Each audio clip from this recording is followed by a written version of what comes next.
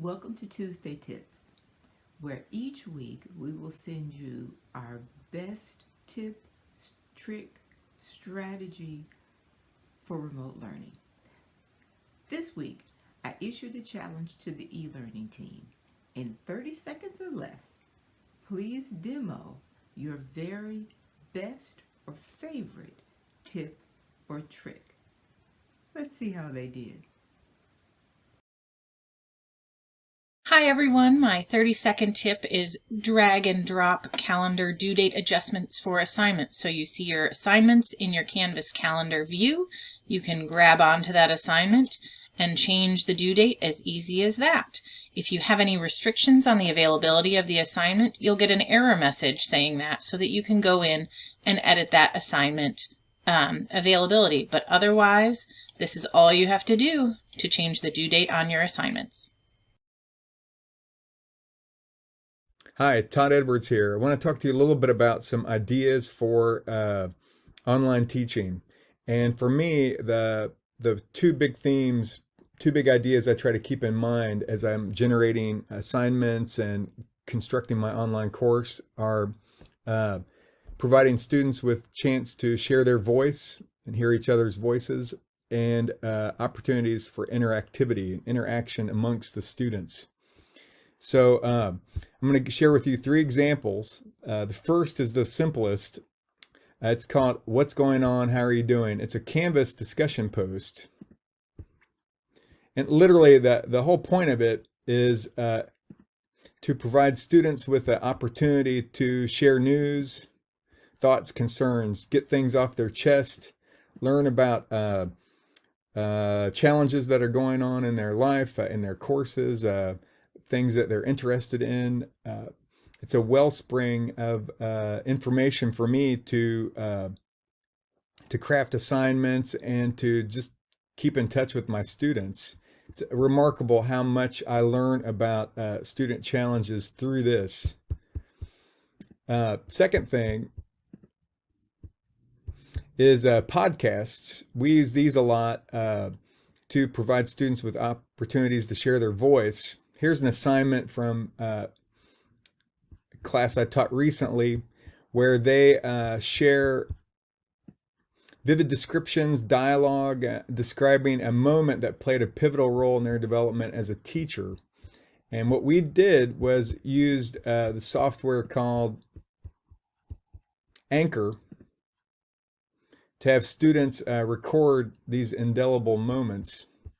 Anchor is a free software. It says make your own podcast for free with really nice production tools.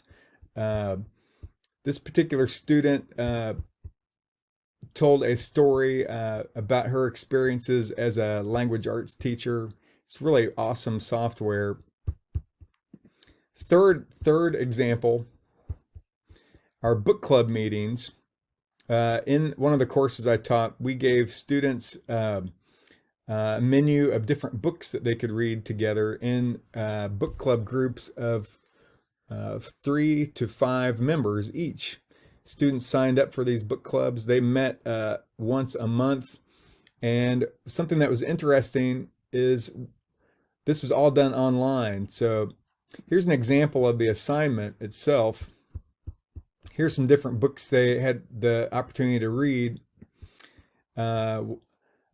The Emden one, Being Bad, Alfie Kohn, etc. And then they had 4 book club meetings during the semester. It says here they record a segment of their group's conversation, no more than 10 minutes in length, using Screencast-O-Matic. That's a free software to create screencasts.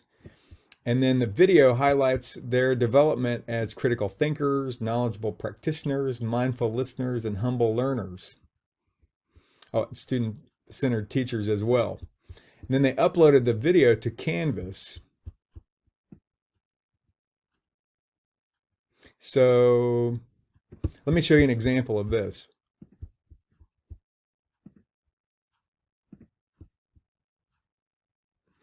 So it's interesting. I think this works well, particularly if we're in lockdown mode. These students, these two aren't in the same location. These two are working together in a third location. It's possible to have these conversations with students all in different places.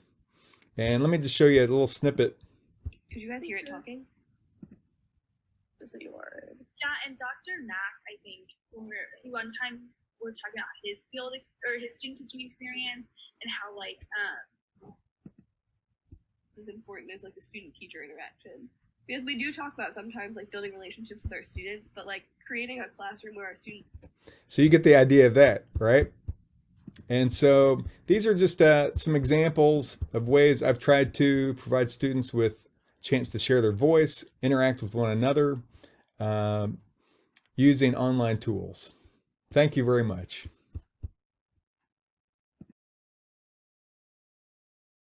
Hi everyone, Nancy Millay here from K&H and newly hired homeschool mom to my boys.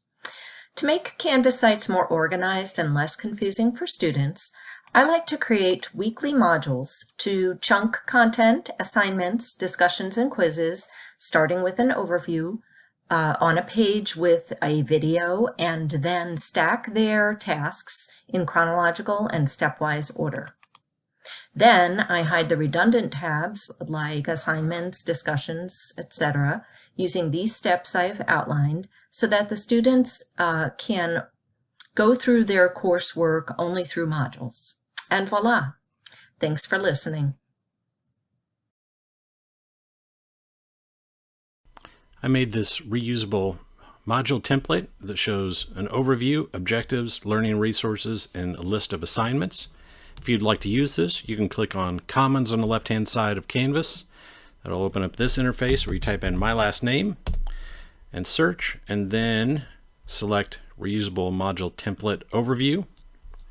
Click Import and select your course and choose Import into Course. It will then land in Pages, and you'll see it listed there where you can click on the three dots on the right-hand side and duplicate as you need and want to reuse this over and over and over. Hey fellow EHS friends, so here just to share one of my favorite sort of tips, tricks within Canvas. When I'm getting ready to grade, I really like the time to be able to sit and think through my grading and to, actually have a moment and not have students immediately sort of email me because they see like that I'm working on grades. What Canvas allows us to do is to actually hide grades while we are actually trying to work on giving the really important feedback that we want to do and releasing grades all at one time rather than sort of slowly releasing them as we're getting used to them. So to be able to do that, because Canvas changed recently, and if you were like me, you were like, how do I hide my grades again? What you need to do is once you get into your grade book on Canvas, you have it all set up. You can see here some assignments that I have unpublished and assignments that I have published. But to hide grades, you need to do that at the very onset. So you want to go up here and click the little tool on your right-hand screen there, as I did. And we're actually just going to go to grade posting policy. And what you want to do, and I've already done it here, is you want to click manually post grades, and that allows for all of your assignments to be hidden until you are ready to actually release them.